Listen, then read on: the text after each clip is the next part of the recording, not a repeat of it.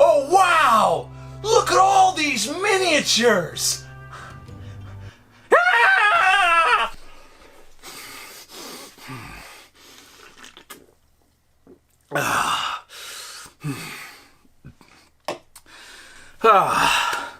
Today we're going to be talking about miniatures. I thought this video would be helpful for anybody who's starting out their miniature collection so they know what miniatures I like to use the most in my games and what miniatures are just generally the most helpful to have when you're starting off. Kobolds are the big thing on the internet right now. Pack tactics, the creative kobold. Kobolds are everywhere, and you're definitely going to want to get some either for monsters or NPCs. These guys are the new meta. What you're looking at are some WizKids kobolds to the left, a 3D printed kobold in the middle, a metal kobold from Rebel Minis, and an original Reaper Bones kobold on the right. I think either the Reaper Bones kobold or maybe some of the kobolds that you can get in the Hasbro Wrath of Ashardalon board game are going to be your cheapest options. As an experienced DM, normally I don't buy miniatures for PCs. It always ends up being a hassle where they want something exact. And generally speaking, if they're going to get into D&D, they're going to spend the $5 to get the miniature that represents their character the best. However, there are exceptions for every rule, and that is the Tiefling. If you are running D&D games in 2022, then you're just going to want to pick up a Tiefling miniature. Everybody wants to play a Tiefling. Oh, my character is just so nice and sweet, but I'm weighed down by my background that I didn't choose to have horns and to be evil. I'm really not. But don't mess with me because I am a real evil person at heart. Yeah, okay, yeah, and again... I, as a player, I am not immune to this. This is the miniature that I used for my grimdark edgelord tiefling back in the day. Look how cool and edgy it was. Yeah, so tiefling, just buy one. Reaper has some really good tieflings, and WizKids also has some very good unpainted tieflings as well. Bandits, you just can't go wrong. I know it's a cliche, but you'll end up using a lot of bandits, especially with any traditional D&D campaign. These are just some wargaming ones that I found on clearance, but bandits will end up serving a dual purpose if you need town guard, if you need other kind of generic NPCs. Some good bandit miniatures are always welcome. Reaper Bones puts out some decent bandit miniatures, as well as you can just kind of look around for some wargaming stuff that will fit in. And anytime stuff goes on clearance, that's a good time to look for generic-looking fighting men. Or fighting women, or fighting people in general. I don't discriminate when it comes to bandits. Townsfolk miniatures in my games fulfill a dual purpose. Number one, always going to need NPCs for questing and stuff like that. NPCs to kind of fill up a scenario where a battle is happening and there's unarmed innocents involved. And also, I like to set out scenes where the players really don't know if their characters are going to get into combat. A scene is playing out in a town. If you don't have any miniatures for those scenarios, then players are going to automatically start to guess when combat's going to happen, because if you don't have anything on your map, then players are assuming, okay, there's not a combat planned here. He's not putting any pieces on the battle mat, and thus there's not going to be a battle. So having some lovely townsfolk miniatures around just to set up little scenes like that, it'll keep the players guessing, which is always where I want them in my games. There's actually way more options for townsfolk nowadays.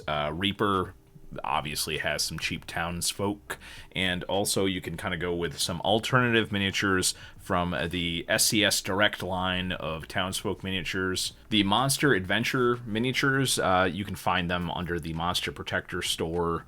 And yeah, you buy the unpainted ones because the painted ones are a little bit underwhelming. But yeah, there's a lot of just random companies that are making townsfolk miniatures. So just kind of do some Google searches and find the ones that you like the looks of.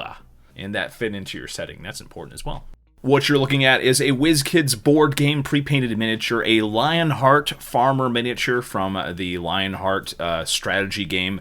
Another WizKids pre-painted miniature, this time specifically a D&D one. Another WizKids pre-painted miniature from the Agricola board game. Another WizKids pre-painted miniature, D&D Merchant. A Reaper Bones mini, original Reaper Bones that I painted up. And another WizKids pre-painted Townsfolk miniature. And another WizKids pre-painted Townsfolk miniature. WizKids has been putting out a lot of Townsfolk miniatures when in the past they just didn't really exist, so that's always a great thing. I love seeing the hobby grow. Slight change of pace here. Let's talk about dungeon dressing, scatter terrain, whatever you want to call it. Miniatures that are not PCs or monsters that you're going to put out on your gaming map to add a little bit of spice to your D&D tactical encounter. If you're going to go with one piece of scatter terrain for your map, I would say buy a treasure chest. There's just something about the treasure chest that will lead PCs into a room. It'll capture their attention. It's so classic, and it's amazing how many times something like this is going to come up during a D&D game. So yeah, treasure chest, first scatter terrain bit you should buy. Once again, starting from the left, this is a WizKids pre-painted treasure chest. In the middle is a Hearst Arts treasure chest, which is a company that makes molds, so you can make your own terrain and little bits of building material. And the one on the right is another WizKids pre-painted treasure chest. Ogres, a workhorse monster for any D&D game, threatening at lower encounters, and yet still very versatile and useful for throwing at your PCs until they start encountering giants.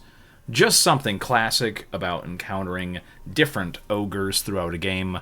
Definitely one of my favorite characters. These are both Reaper Bones ogres. But yeah, I think that WizKids makes some nice ogres. Reaper makes some nice ogres. Again, so many companies make ogres that you should just kind of consider what you feel is going to be the best fit for your setting. It seems counterintuitive, but I think the spider encounter in D&D is really something that can be very interesting. The classic Lord of the Rings style situation where the spiders have set up trap webs everywhere. There's so many different types of spiders in D&D, so yeah, spiders comes up a lot as a very interesting, very fun encounter for players. The big spider in the middle is a Hasbro spider with that lovely translucent materials, and the rest are modern WizKids pre-painted spiders. Another encounter that you would assume would not come up a lot, but it does, is the elemental encounter. And I would invest in either a water or air elemental, and then you can kind of fudge it and say that it's either or.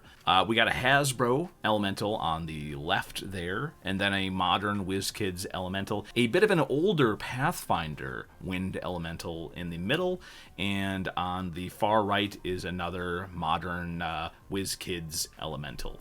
And yeah, the Pathfinder elemental in the middle there is from the Shattered Star set, and frankly, I gotta say, I think those are some of the best pre-painted elementals that we have ever seen from any kind of product. They did some re-releases of Shattered Star, so yeah, if you happen to find that miniature set, take a chance, because the elementals out of that set are magnifique. Dragons. This is a huge personal preference, but in my games, it seems like the Frost Dragon or the White Dragon consistently comes up. Just the bestial, no-nonsense, animalistic dragon. It's just a killing machine of frost and death, and I've had a lot of really amazing encounters with white dragons for some reason, so I don't know. That's just my personal preference. Maybe there is a specific dragon that you'll like better. The dragon on the left is a pre-painted WizKids dragon. The dragon on the right is the Reaper Bones Death Sleet version of their white dragon, and he's all bent over because the original Reaper Bones one had an issue with bending, Eventually I'm going to pin him or something. But yeah, you got a bendy dragon there, which is not too bad. It looks like he's reaching down to snap up an adventurer. Of course, because this video is my personal preference, I had to include the glorious Owlbear. What an amazing classic D&D monster. I really just love the Owlbear so much. We got the big old chonky Reaper Bones Black Owlbear on the left and the WizKids Owlbear on the right. I painted that one at a board game store painting event. That was a lot of fun. But heck, maybe there's a very specific D&D monster that you love the most, in which case you should check out the Hasbro D&D board games. If you look, these are all from the board games that come unpainted, and I gave them all a paint job, and there's some very classic and also some rare D&D monsters in those games. An excellent source of miniatures. But like I said, D&D monsters can come from anywhere. Again, here's Reaper Bones Knoll on the left, a old school chainmail displacer beast. Actually, I don't know if that's chainmail or just official metal D&D miniature from 3.5. I don't know, maybe, who knows. And then, of course, more Reaper stuff, a Reaper Rust monster, and for some reason I put the Reaper Kobold in again, even though, come on, how many Kobolds am I going to have in this video? Kobolds are taking over. Kobold! Now, this is just my perspective, but I'm going to be talking to other DMs. And you know what? I might even listen to some of the unwashed masses in the comment section below, so let me know what you think the most utilized D&D miniatures are for your games. And also, if you have any questions about the video, or if you have any questions about my perspective on D&D miniatures, hey, also give me a comment below as well. And yeah, this channel is dying, dude. So if you're not already subscribed, please subscribe. And you can find all the little bits of ways to support me down below. Everything helps. Every tiny little amount helps very greatly. Thank you, and I will see you guys later.